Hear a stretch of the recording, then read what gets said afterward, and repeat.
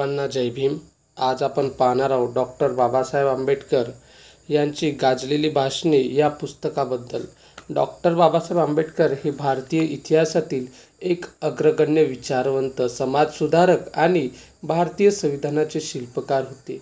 त्यांची गाजलेली भाषणे ही संग्रहित भाषणे त्यांच्या प्रखर बुद्धिमत्तेचा, सामाजिक न्यायाचा, अटल निष्ठेचा आणि शब्दाच्या सामर्थ्याचा एक अप्रतिम नमुना आहे.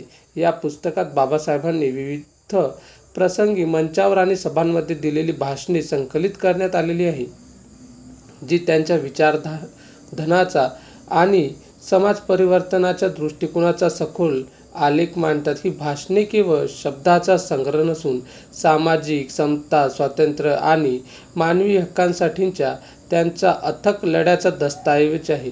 अस्पृश्यता, जातीव्यवस्था, शिक्षण आणि राजकीय सुधारणा यासारख्या विषयांवरील त्यांचे विचार आजही तितकेच प्रासंगिक आणि प्रेरणादायी आहेत. प्रत्येक भाषणातून त्यांचा तर्कशुद्ध दृष्टिकोन, ऐतिहासिक संदर्भाचा अभ्यास आणि समाजातील उपेक्षित वर्गांच्या उद्धारासाठीची तळमळ प्रकर्षाने जाणवते. गाजलेली भाषणे हे पुस्तक वाचकांना बाबासाहेबांच्या विचारविश्वात डुबकी मारण्याची संधी देते.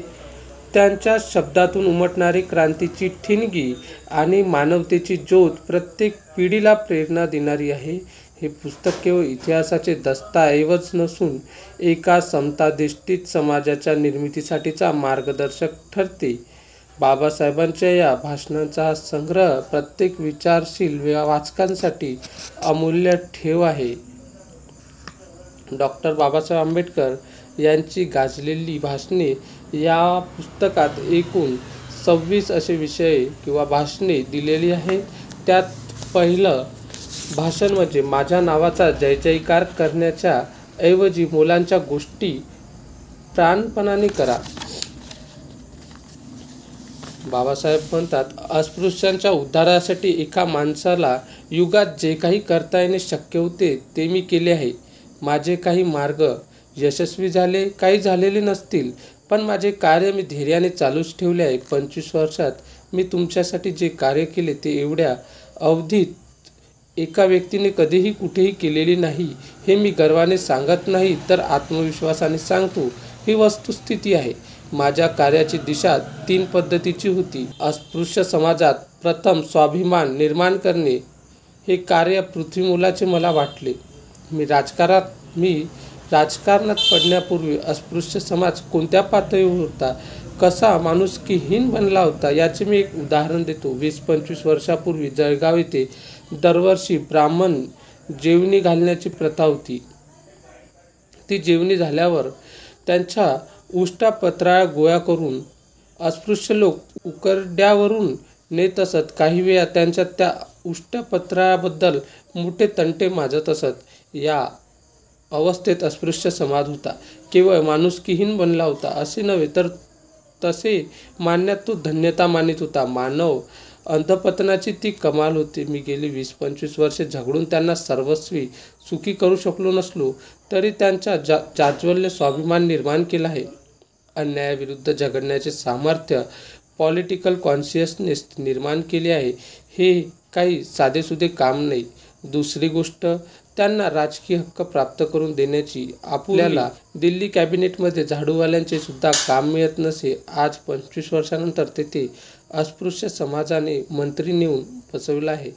तिसरी गोष्ट, शिक्षण क्षेत्रातील 25 वर्षापूर्वी अस्पृश्य समाजाला शिक्षणाची सारी दारे बंद होती, ती मी उघडी करून दिली आहे. अस्पृश्य मुलांना उच्च शिक्षणाची सोय व्हावी म्हणून सरकारशी झगडून स्कॉलरशिप व फ्रीशिप मिळवून दिले आहेत. एवढेच नव्हे, तर त्यांना आपले म्हणता येईल असे प्रगतिमान सिद्धार्थ नावाचे कॉलेज मी त्यांच्यासाठी काढून दिले आहे. या कॉलेजात 3000 अस्पृश्य विद्यार्थी आहेत. दरवर्षी त्यांना 2000च्या स्कॉलरशिप दिल्या जातात. त्यांना राहण्यासाठी जोडून बोर्डिंग काढले आहे. तसेच औरंगाबादला याच कॉलेजची शाखा उघडली आहे. 4.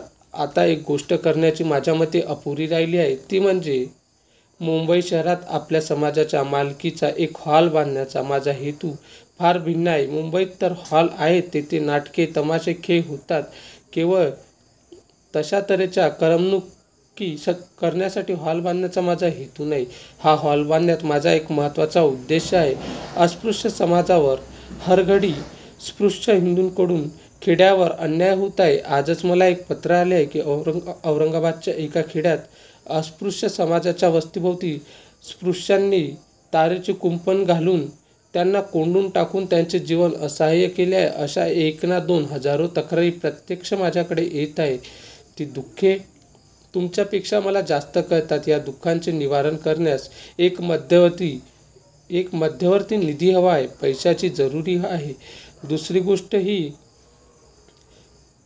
या सर्व तक्रारी एकत्र जमवून ठेवण्यासाठी मुंबईला आपल्या समाजाची एक मध्यवर्ती कचेरी हवी आहे. त्या कचेरीत काम करणाऱ्या लोकांना पगार द्यायला हवा. पण या गोष्टी जमणार कशा? तेव्हा हा हॉल बांधून झाला तर वर्षाला 1,00,000 रुपये भाड्याच्या रूपाने आम्हाला मिळतील. हे ठिकाण मध्यवर्ती आहे. तेव्हा हा हॉल बांधून झाला तर ही एक मोठी अडचण दूर होईल. केवळ माझे नाव घेऊन जय जयकार करण्यापेक्षा जी गोष्ट माझ्या दृष्टीने अत्यंत मोलाची आहे ती करण्यासाठी प्राणाच्या मुलाने तुम्ही झटा. मी हॉल बांधण्याच्या कार्याला फार मोठे महत्त्व देतो. त्यामुळे अस्पृश्य समाजावर खेडोपाडी घडणाऱ्या अत्याचारांचे तात्काळ आपल्याला निर्दालन करता येईल. तेव्हा 3 महिन्याच्या आत तुम्ही या कार्यासाठी खेड्यापाड्यातून 1,00,000 रुपये जमवून पाठवा. प्रत्येक गावामधून 10-10 रुपये जमवा आणि मुंबईला शेड्यूल कास्ट इम्प्रूव्हमेंट ट्रस्टचे सेक्रेटरी श्री शांताराम अनाजी उपशाम यांच्याकडे पाठवा. तो हॉल बांधण्यास मला दसऱ्याला सुरुवात करायची आहे. आज मला 1,00,000 रुपयांची तूट आहे. तेव्हा प्रत्येक गावाकडून 10-10 रुपये प्रमाणे तालुक्यातून 1,000 रुपये जमवून पाठवण्याचे कामाला आजपासून लागा. दिनांक 17/8/1952 रोजी सिद्धार्थ कॉलेजच्या इमारतीत झालेल्या प्रमुख कार्यकर्त्यांच्या बैठकीत दिलेले भाषण. दिनांक 23/8/1952.